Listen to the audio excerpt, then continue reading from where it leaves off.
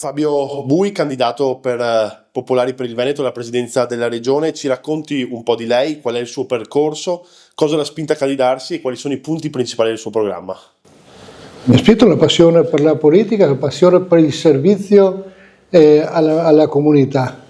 Sono stato sindaco per 10 anni, vice sindaco per altri 10, ho fatto il vicepresidente della provincia per 4 anni e altri 4 anni il presidente della provincia di Padova.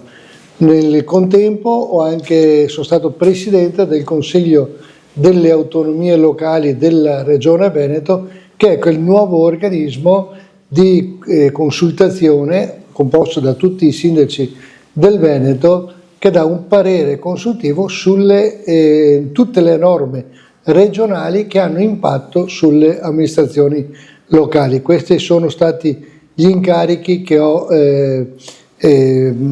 ricoperto in questi anni nelle pubbliche amministrazioni.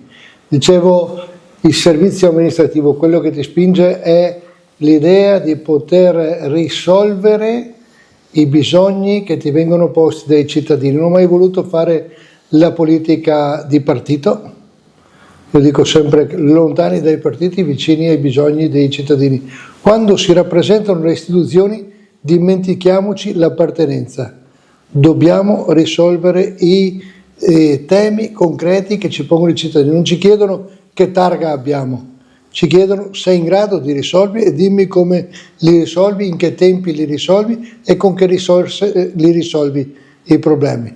Questo è quello che occorre dire e pretendere da un candidato presidente del Veneto. Tra i giovani si registrano sempre più spesso episodi di disagio e di violenza. Cosa propone per prevenire questi fenomeni e allo stesso tempo offrire loro più opportunità? Allora, intanto dare un esempio migliore, e siamo noi che dobbiamo dare un esempio migliore. Non ci sono i giovani diversi da quelli di allora. Oggi si dice, ma allora c'era i giovani erano diversi.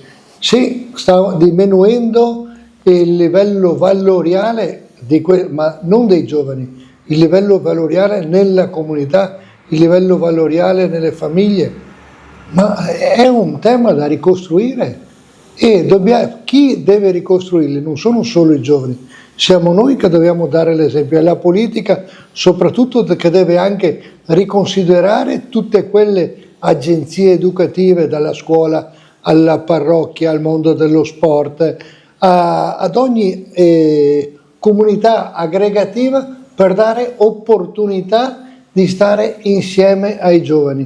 Oggi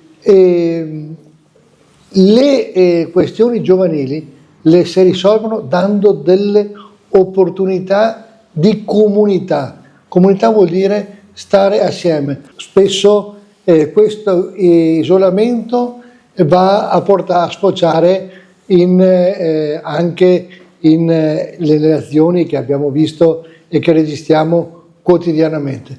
Allora riconsideriamo noi il ruolo della comunità e diamo la possibilità ai giovani di vivere una comunità viva.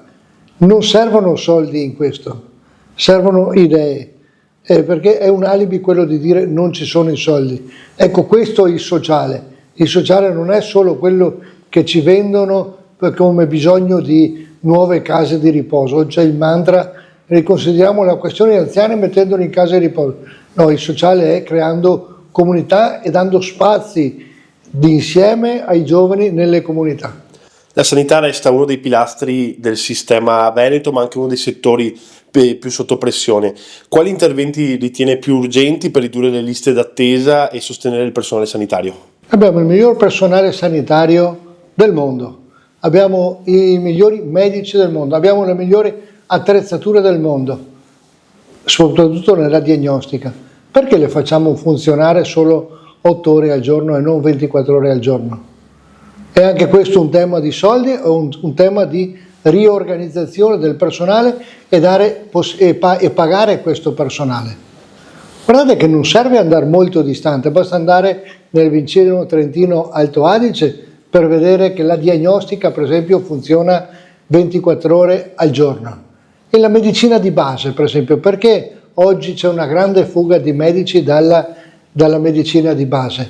Cominciamo a mettere quelli che ci sono assieme per garantire il presidio della medicina di base almeno 12 ore al giorno, in modo che i pronti soccorsi nostri siano sgravati dal 90% delle prestazioni che sono i codici bianchi, che potrebbero essere benissimo gestiti dal medico mio del paese, messo assieme agli altri medici. Vedete, non stiamo ponendo un problema di risorse, stiamo ponendo un problema di riorganizzazione.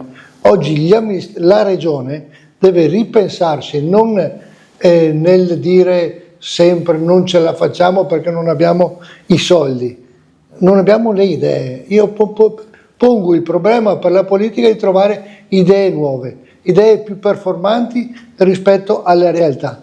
Ce la facciamo, secondo me, a gestire questa regione, a migliorare i servizi di questa regione a risorse invariate. L'importante è poi saper non considerarci, come spesso viene detto, i padroni a casa nostra, ma i protagonisti a casa nostra, quelli che poi sanno difendere questa nostra identità veneta nei tavoli romani, nei tavoli europei. Ed è questo il motivo per cui sono nati i Popolari per il Veneto.